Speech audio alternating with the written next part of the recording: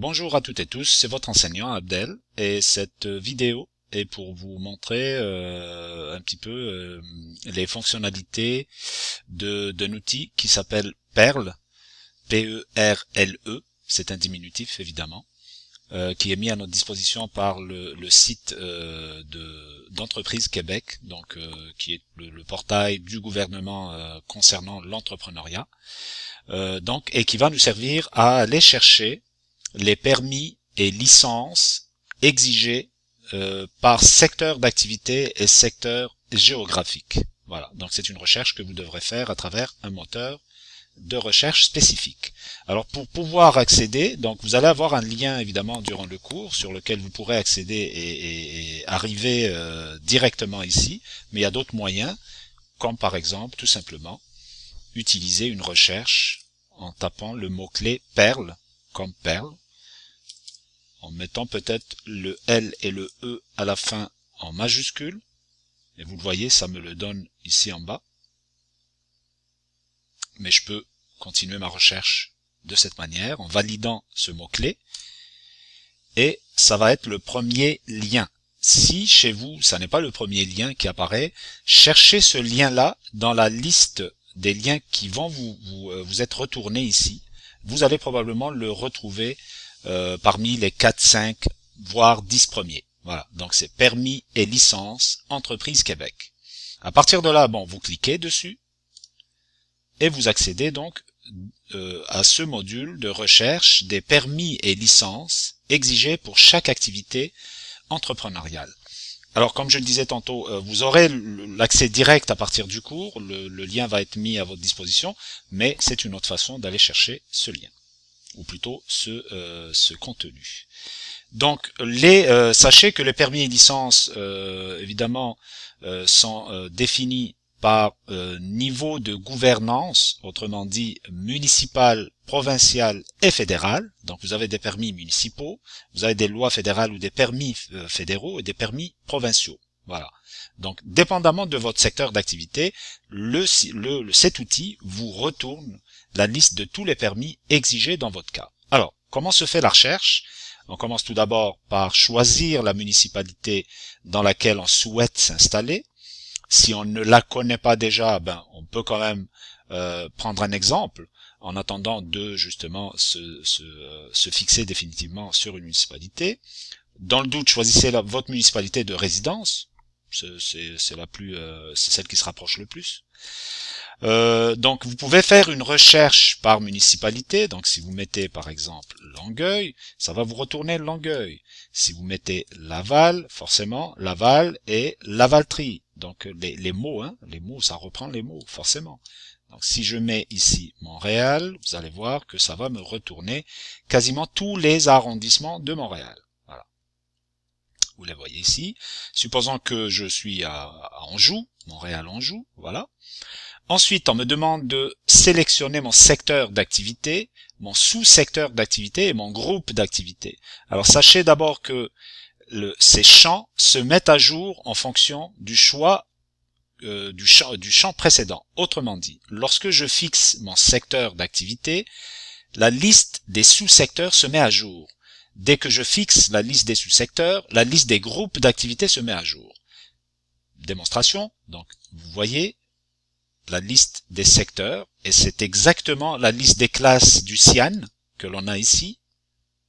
D'accord? Si je vais dans la liste des sous-secteurs, vous allez voir que ça ne m'affiche rien pour le moment. Pareil pour les groupes d'activité. Donc ces deux champs vont être mis à jour dès que vous aurez choisi votre liste, plutôt votre secteur d'activité. Et le secteur d'activité provient, bien entendu, du code CIAN. Donc si vous n'avez pas encore retrouvé votre code CIAN, évidemment, il faut le rechercher.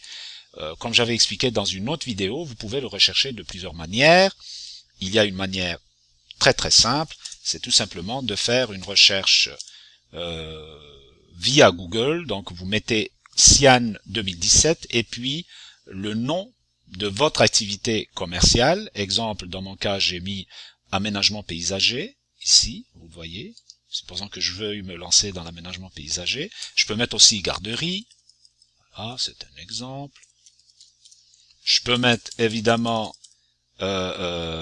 hébergement personnes âgées ou tout simplement résidence personnes âgées.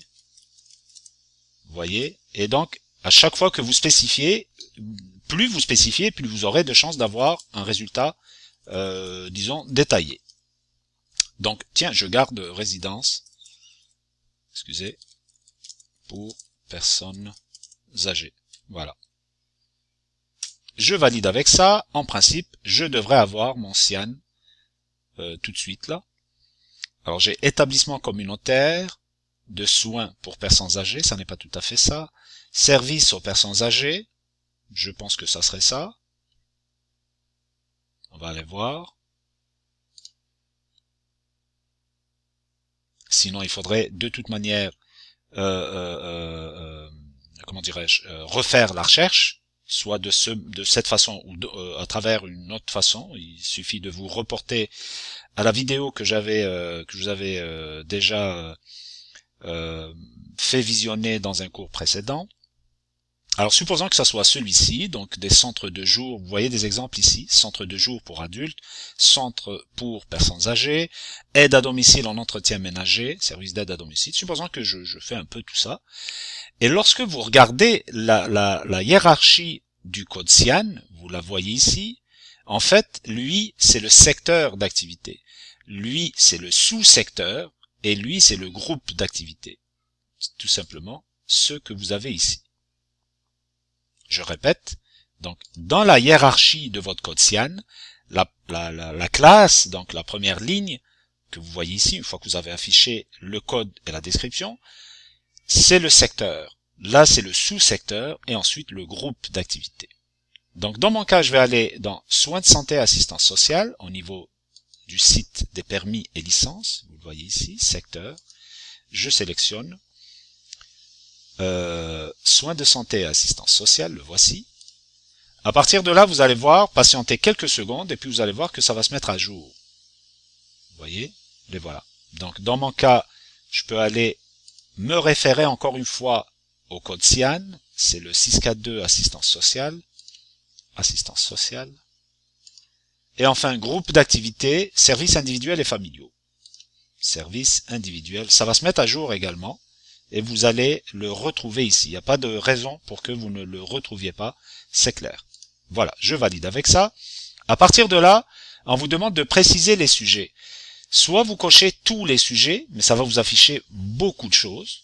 Donc, sélectionnez ceux qui s'appliquent à vous. Exemple, lancer ou gérer une entreprise, oui. Vente, exportation, importation, non. Construction, développement et zonage, je ne prévois pas construire, je prévois juste louer, donc c'est bon. Électricité, plomberie, chauffage, piscine, peut-être, je le laisse quand même.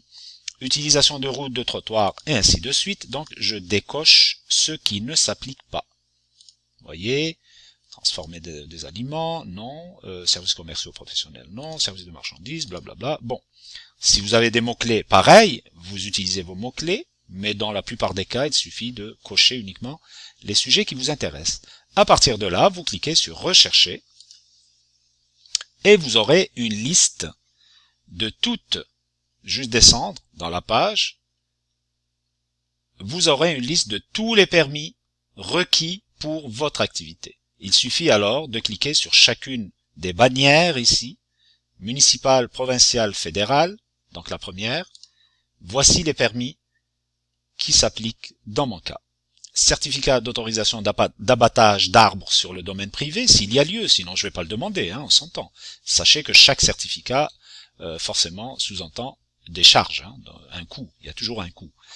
Certificat d'autorisation d'affichage, c'est clair, puisque j'aurai une enseigne. Permis d'occupation également, ah non, permis d'occupation permanente périodique, ça n'est pas ça. Je parlais plutôt de celui-ci.